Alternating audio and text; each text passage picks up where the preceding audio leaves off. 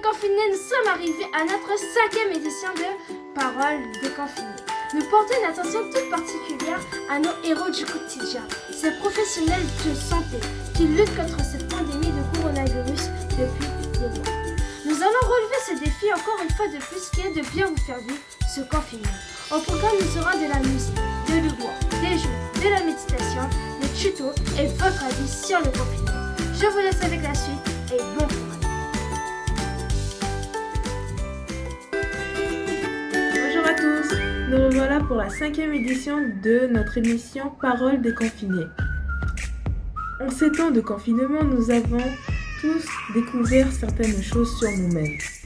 Beaucoup de gens ont trouvé une passion. La danse, le sport, la cuisine, la lecture, beaucoup de ces choses. Et l'une d'entre elles ressort assez fréquemment et c'est l'art. Moi-même, je m'y suis mis. Je peux même vous montrer quelques exemples. Ceci. Ceci. Ceci. Ou ceci. Bien sûr, je vous laisse découvrir d'autres œuvres. En espérant que cela va peut-être vous donner envie si vous vous ennuyez ou si vous ne savez pas encore quoi faire malgré toutes ces semaines qui ont quand même défié. Super, ou peut-être vous allez trouver votre vocation. Let's go! You got that yummy, yum, that yummy, yum, that yummy, yum. You stay flexing on me. Yeah, you got that yummy, yum, that yummy. In the morning or late. Tell me to go, oh, oh. Yeah, we are never ever going home.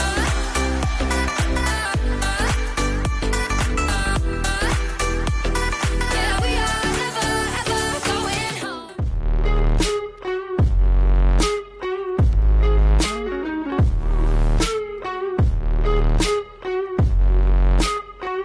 그건 나도 마찬가지. Tell me what I got to do. 급한 대로 Bluetooth 켜. 아무 노래나 일단 틀어. 아무거나 신나는 거. 아무렇게나 춤춰. 아무렇지 않아.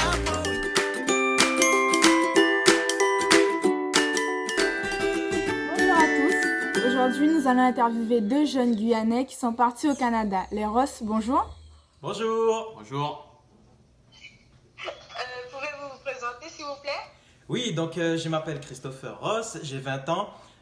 Nous habitons présentement à Montréal, plus précisément en banlieue de Montréal, à Terrebonne. Et je suis présentement à l'université. Et moi, je m'appelle Stéphane et je suis au secondaire, au lycée, et j'ai 16 ans. D'accord. Alors, vous êtes en confinement au Canada? Oui, nous sommes en confinement. Je tiens à préciser que c'est pas le même confinement qu'en France ou en Guyane. C'est vraiment...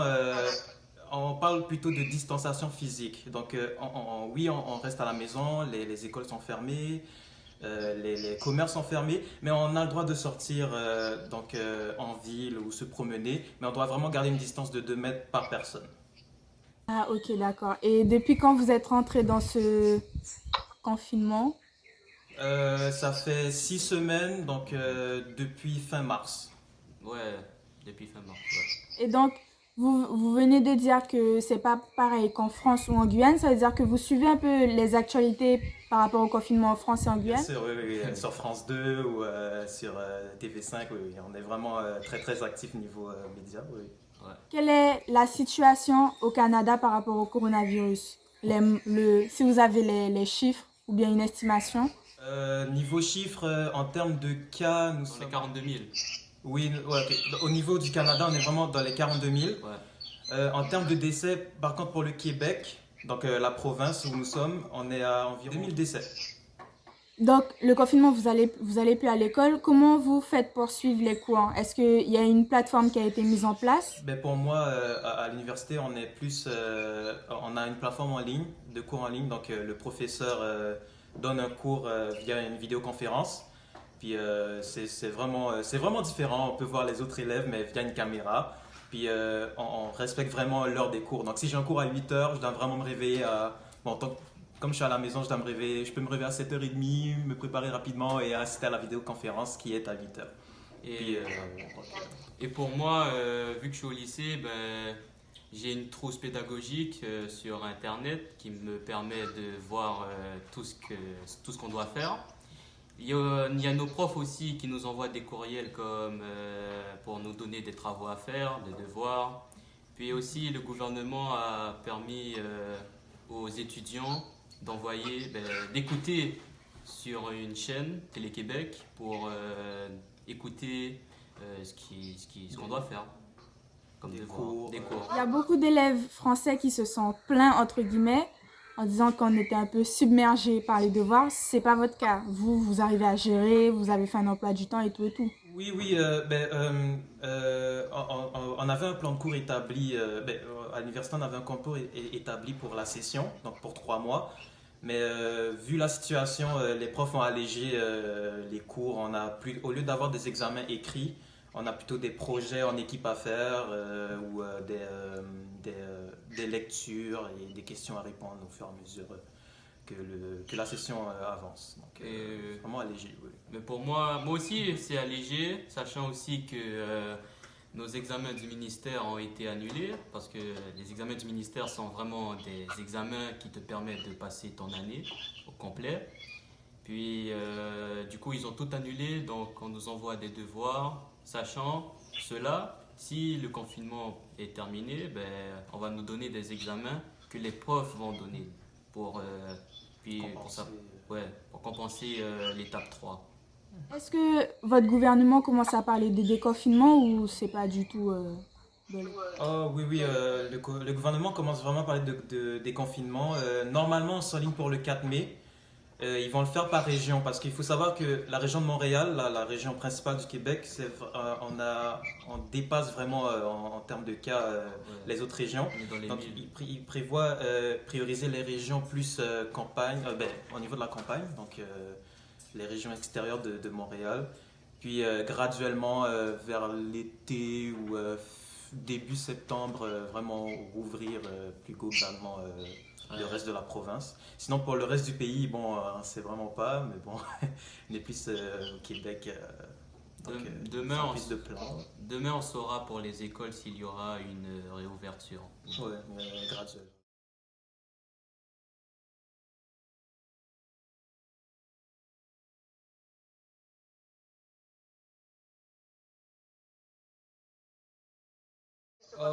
Pour moi, je sais pas si tu le sais, mais je suis sauveteur dans une piscine municipale.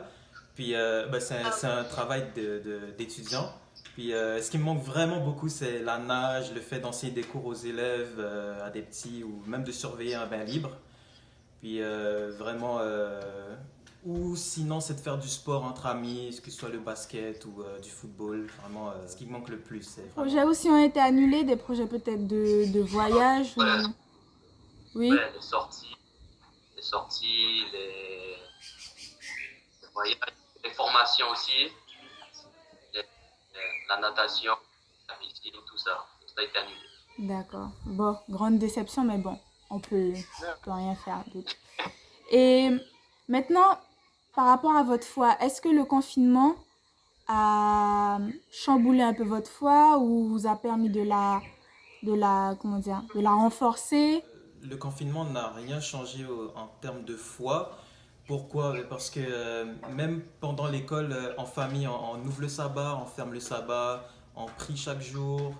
Le samedi, on a un direct. Donc, on a vraiment un partage de la parole en direct, la louange, tout cela. D'ailleurs, ma mère faisait partie de cela samedi passé. Puis voilà, on participe vraiment à la louange et au culte via la vidéoconférence. Donc non, la foi n'a pas vraiment changé. Elle reste la même. Puis, ouais. D'accord. Ouais. Donc l'église, on va dire, au Canada, les églises au Canada ont mis ont fait des projets pour ne pas que les gens décrochent, en gros. pendant cette période. Exactement. Oui. Exactement. Donc oui, on a trouvé des moyens, puis le meilleur moyen, c'est vraiment la vidéoconférence. Ouais, on enregistre à chaque samedi pour permettre aux gens sur Internet Oui. de regarder sur le site. Et d'ailleurs, il y avait 2000 et quelques personnes en ligne, si je me souviens bien, samedi passé. Ouais. Donc oui, pour te dire que... On était beaucoup. Oui, oui. Merci. Donc sur YouTube ou sur Internet? Sur Internet, sur mais les les deux. deux. Oui, sur les deux plateformes. Oui. Ouais. Donc CIEmontréal.org, c'est vraiment le site. Sinon, on a aussi la chaîne YouTube qui commence à midi. Ah, ouais, de midi puis à 1h. De midi à 1h, ouais. Il y a 1 heure de décalage entre le Canada et la Guyane. Donc voilà. Est-ce qu'il y a des activités qui vous manquent à l'église, peut-être? Ouais, Même s'il y a le direct, il y a... ouais, moi tu vois, pour permettre d'enregistrer et de l'envoyer à chaque samedi, ben, on met en place une équipe technique et moi je fais partie de l'audiovisuel. Du coup, cette activité-là me manque un peu parce que j'aime ça, toucher à tout ce qui est technique, puis tout ça. Et ça m'a manqué. Et est-ce que le confinement vous a permis de vous trouver des qualités ou même des défauts? Oui, exactement. Moi, par exemple, j'ai appris à vraiment organiser mon temps, mon horaire.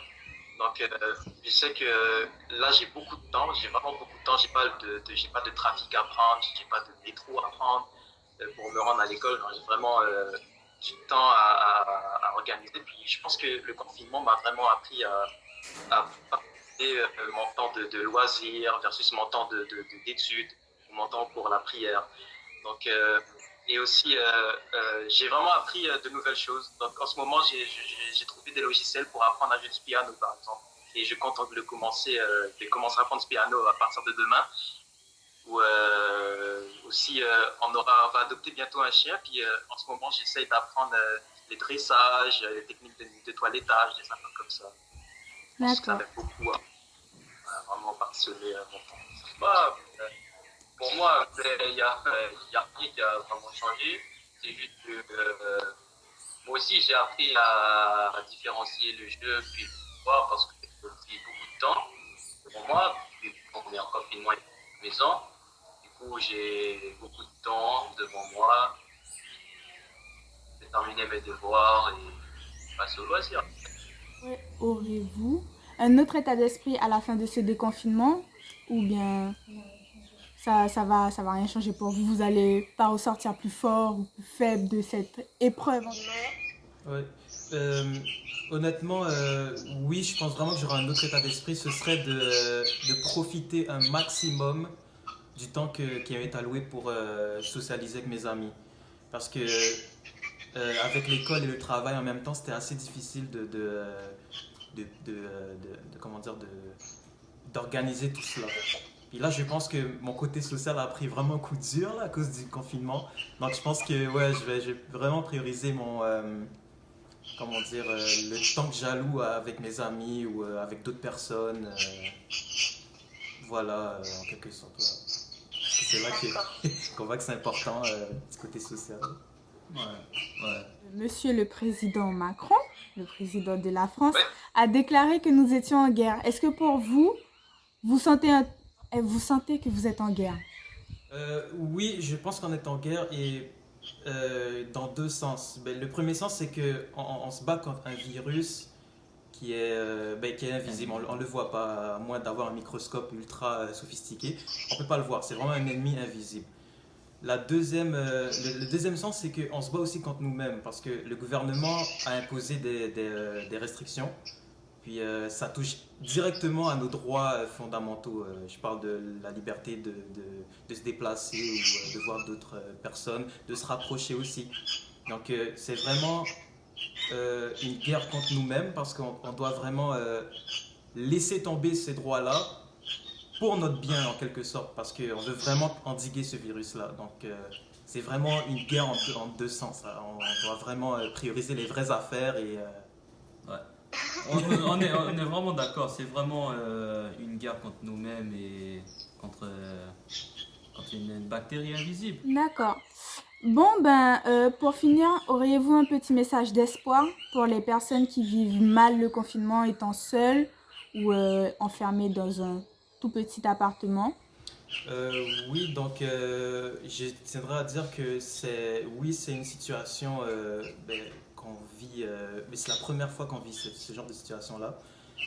Puis je tiens à dire que oui, c'est quelque chose qui dure assez longtemps. Je pense que le confinement en France, c'était 2 mois. C'est 2 mois que ça dure? Bientôt 2 mois? Oui. Oui. Oui, oui, Donc, oui. oui, c'est assez long, puis c'est vraiment difficile, mais honnêtement, je conseillerais de essayer de trouver quelque chose que vous voudriez faire quand il y avait les études, quand vous n'avez pas le temps. En ce moment, on a beaucoup de temps, donc essayez de trouver quelque chose, faites de la méditation. N'hésitez pas aussi à parler avec des gens, parce que je sais que dans les médias ici, ils parlent de distanciation sociale, alors que ce n'est pas le cas, c'est de la distanciation physique. C'est 2 mètres de distance, pas sociale. Donc on peut parler avec des gens.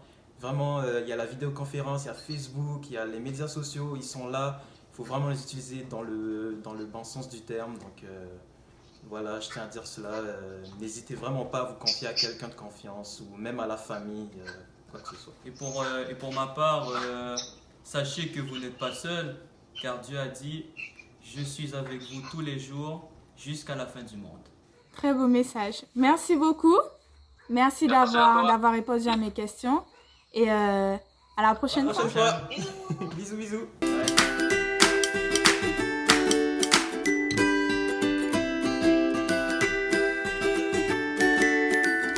Bonjour à tous. Aujourd'hui, je vais vous proposer de composer une assiette équilibrée. Alors, bien sûr, nous allons commencer par quoi? Par des légumes.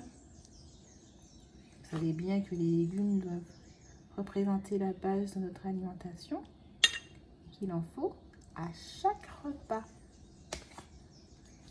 Donc là, nous avons des légumes cuisinés à l'étouffée avec des herbes aromatiques, des épices, dont le curcuma.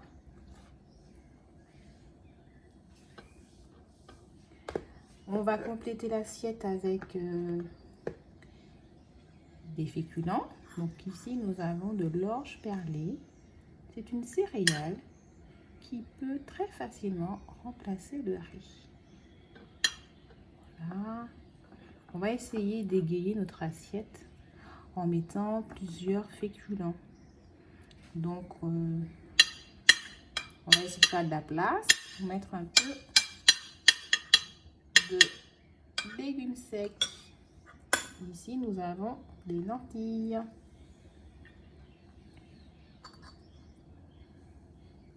Voilà. Alors, on va compléter avec quelques par-époux de saison.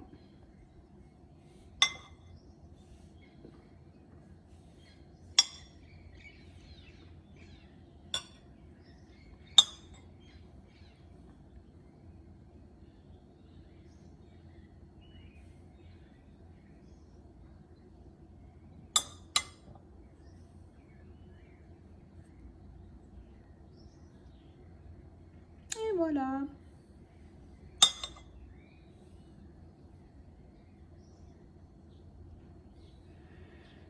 Donc, qu'est-ce qui nous manque dans notre assiette? Nous allons rajouter un peu de matière grasse. Donc, nous avons, pour commencer, des graines de courge. Alors, bien sûr, on essaye de profiter pour décorer son assiette. Donc, vous faites en fonction de ce que vous avez. Hein. Là, j'ai des graines de pavot. J'aime bien en mettre sur les céréales pour faire un peu de contraste. Voilà. Avec le riz, ça ressort mieux. Et puis, nous avons un peu de graines de sésame. Donc, tout ça va compléter nos apports. Donc, nous apportons de bonnes graisses. Mais cela ne suffit pas. Il faut rajouter un peu d'huile dans notre assiette qui va nous permettre de bien absorber toutes les vitamines liposolubles, donc solubles dans les graisses. Donc, vous mettez une bonne cuillère à soupe d'huile sur votre assiette. Et voilà, nous avons fini notre assiette équilibrée. Donc n'oubliez pas de vous installer dans le calme pour pouvoir déguster votre assiette. Et puis surtout d'attendre d'avoir faim avant de manger. Ça c'est vraiment très important. Parce que la faim est le signe que notre corps a besoin d'énergie. Donc si vous mangez sans avoir faim, vous risquez d'être en suralimentation et donc de favoriser la prise de poids. Ensuite, très important de manger lentement. Un repas doit durer au moins 20 minutes. Et puis, il suffit de vous arrêter quand vous sentez que vous êtes rassasié. Et en faisant cela, vous verrez que vous aurez juste les quantités dont votre corps a besoin. Voilà pour la petite assiette équilibrée. Je vais vous souhaiter de prendre bien soin de vous pendant ce confinement et aussi après. Allez, à bientôt. Au revoir.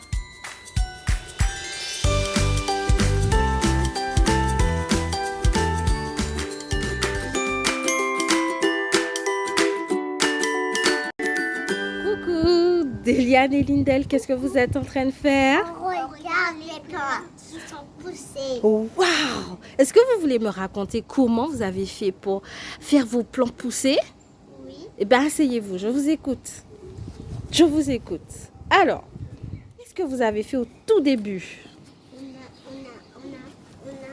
a creusé, on a planté de l'eau.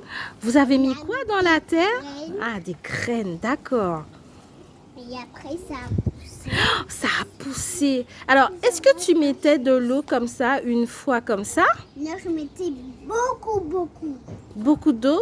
Oui, parce que si on met pas beaucoup d'eau, ça va pas grandir. Ah ben oui. Donc, il faut mettre de l'eau pour que ça fait grandir. Que ça c'est fasse bon. grandir, d'accord. Et tu mettais de l'eau tous les jours? Oui. Tous les jours? Oui. D'accord. Eh bien, en tout cas, félicitations parce que ça a bien poussé. Et ce sont quoi? Des haricots. Des haricots. Waouh, donc bientôt tu vas manger des haricots. Oui. Est-ce que tu vas continuer à arroser? Oui. D'accord, il faut toujours arroser. Eh bien, vous savez, c'est pareil pour les enfants. Vous savez que les enfants ont besoin d'eau, ont besoin de quoi encore pour grandir? Du repas. Voilà. Eh bien, c'est pareil aussi spirituellement. On a besoin de grandir spirituellement. On a besoin de grandir avec Dieu. Et qu'est-ce qu'il faut faire chaque jour pour grandir avec Dieu, Déliane? Il faut faire quoi chaque jour? S'arroser, oui. Mais avec Jésus, qu'est-ce qu'on doit faire avec Jésus chaque jour? Il faut prier. Il faut prier. Faire quoi encore? Faire quoi encore? Il faut aller au ciel. Non, on ira au ciel après. Avant d'aller au ciel, lire sa Bible. il faut lire sa Bible. Est-ce que tu sais lire? Oui. Tu sais lire? Oui. Non, c'est maman, papa, les tatis ou la grande sœur qui peuvent lire pour aussi, nous. je sais lire. Quand on ne sait pas encore lire, on écoute la parole de Dieu. Est-ce que tu connais un petit chant qui parle de ça? Oui. Est-ce que tu peux chanter pour nous, Lindel? Oui. Je t'écoute. Lis ta Bible, prie chaque jour, prie chaque jour. Tu connais, Déliane? Prie chaque jour. Ben, je t'écoute. Lis ta Bible, prie chaque jour, si tu veux grandir. Si tu veux grandir. Si tu veux grandir. Qu'est-ce qu'il faut faire? Lis Ta Bible. prier chaque jour. Si tu veux grandir. Eh bien, on a tous les ingrédients pour grandir, n'est-ce pas? Oui. Donc, on va essayer chaque jour de lire la Bible pour apprendre de Jésus, pour grandir dans la foi, être fort. Et en même temps, on va continuer à arroser nos haricots verts. D'accord, Lindel? Oui. Tu dis bye bye? Bye bye. À bientôt. À bientôt.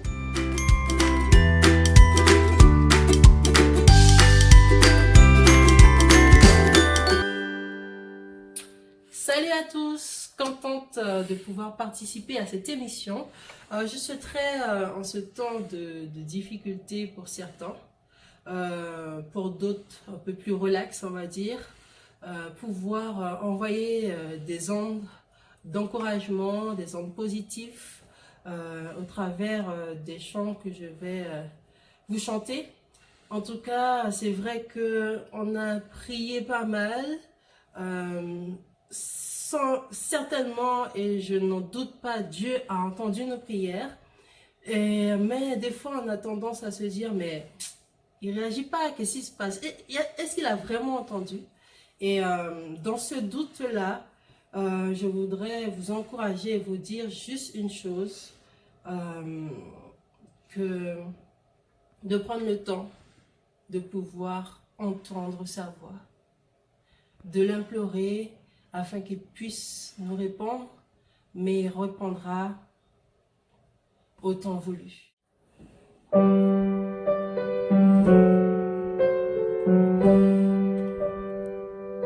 Jésus m'entend lorsque dans ma détresse, avec ferveur, j'implore son secours. Je sais qu'il a pitié de ma faiblesse et que mon but revient à lui toujours. Si semble sourd aux appels de ma foi, je prends courage, je garde mon roi. Au temps voulu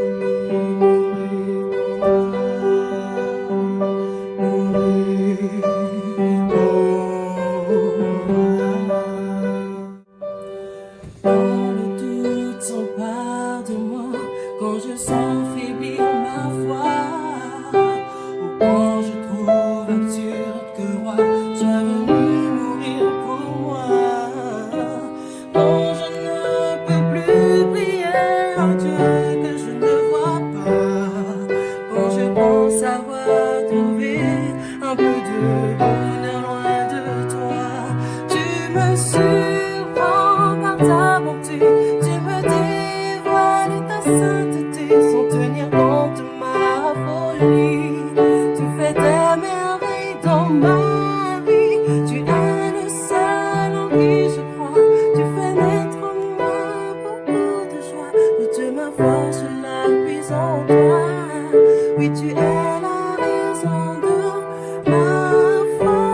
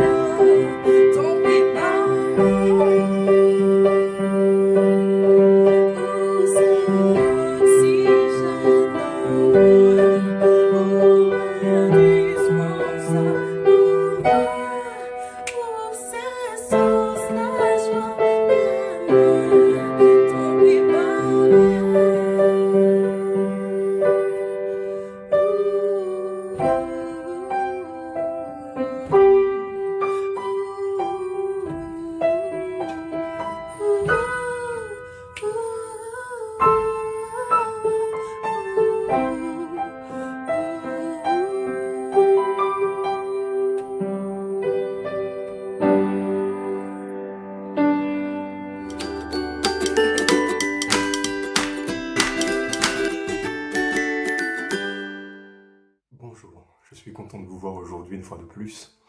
Et pour commencer, j'aimerais tout simplement vous raconter une expérience que j'ai eu l'occasion de faire. Il y a de cela à peu près 2 ans, j'avais décidé de me balader en forêt. Et là, je ne parle pas de n'importe quelle forêt, je parle de forêt en Guyane, avec toute la beauté, toute la richesse que cela implique, mais aussi, lorsqu'on ne prend pas des précautions, le danger aussi dont il faut aussi tenir compte. Et ce jour-là, j'avais prévu de faire une petite balade simple, sans prendre de précautions particulières, parce que ça devait durer à peu près 15-20 minutes, rien d'extraordinaire. Et pendant que je suis en train de me balader, au bout d'un moment, je réalise en fait que il y a quelque chose qui a changé. Et je regarde autour de moi, je me rends compte que je ne vois plus à mes pieds parce que il y a de la végétation et je sens que voilà, il y a moins de luminosité. Quand je lève la tête, je réalise aussi que le ciel, je ne le vois plus parce que les arbres sont tellement hauts, tellement collés les uns sur les autres qu'on ne voit plus en fait le ciel. Et lorsqu'on ne voit plus le ciel, ça veut dire qu'on aura aussi beaucoup de mal à s'orienter. Je réalise en fait que je suis perdu. Et spontanément, je me dis, je vais faire demi-tour pendant que les souvenirs sont encore frais dans ma tête. Et effectivement, c'est ce que je fais. Et alors que je suis en train d'essayer de revenir sur ces quelques pas que je viens à peine d'accomplir, eh bien, j'arrive à une croisée. Et quand j'arrive à la croisée, je réalise que, voilà, soit je prends à droite, soit je prends à gauche. Il n'y a rien qui puisse vraiment m'indiquer si la route, elle est la bonne. Et pour autant, en fait, je n'ai pas d'autre choix que de faire un choix. Si je reste sur place, il ne se passera rien. Si je vais à droite, si je vais à gauche, à tous les coups, il se passera quelque chose. Mais en fait, il faut prendre une décision. Et cette expérience m'amène à la réflexion suivante. Il y a dans la Bible une histoire qui ressemble un peu à cette situation particulière dans laquelle je me suis trouvé, c'est celle de Pierre. L'histoire nous dit, elle se trouve dans Marc 14, verset 22 à 33. Et Pierre et ses amis, les disciples, sont au milieu de la mer, dans une barque. Et à un moment donné, ils voient en fait quelque chose d'étrange. Ils aperçoivent un homme. Au départ, ils pensent que c'est un fantôme, mais en fait, l'histoire nous dit qu'il s'agit en fait de Jésus. Et Pierre, dans sa fougue habituelle, va tout simplement vouloir savoir qui c'est. Et Jésus va s'identifier. Quand il va le faire, Pierre va lui dire, mais écoute Seigneur, si effectivement c'est toi, bien permets que je puisse venir vers toi. L'histoire nous dit que Pierre va sortir de cette barque et il va marcher sur l'eau. Alors, ça peut paraître simple, mais lorsque je fais le parallèle avec l'expérience que je viens de vous raconter, je réalise que souvent, nous sommes tous dans nos barques avec nos croyances, avec notre confort. Et puis, il y a cette situation particulière, difficile, surprenante, qui arrive jusqu'à nous. Une situation tellement surprenante qu'elle nous oblige à faire preuve de foi. Elle nous oblige à nous remettre en question. Nous vivons en ce moment des moments difficiles, particuliers, parfois même dramatiques pour certains, et nous savons qu'il y a quelque chose à faire. Nous savons que nous sommes dans cette croisée, nous sommes perdus, nous sommes angoissés, mais nous sommes arrivés à la croisée. Alors c'est facile de remettre à plus tard ce que l'on peut faire maintenant, parce que peut-être même qu'on l'a déjà fait, parce qu'on s'est perdu en cours de route, parce que la vie ne nous a pas forcément fait de cadeaux, parce que nous avons l'habitude de porter cette identité particulière de victime par rapport à notre histoire de vie, par rapport à nos difficultés à répétition.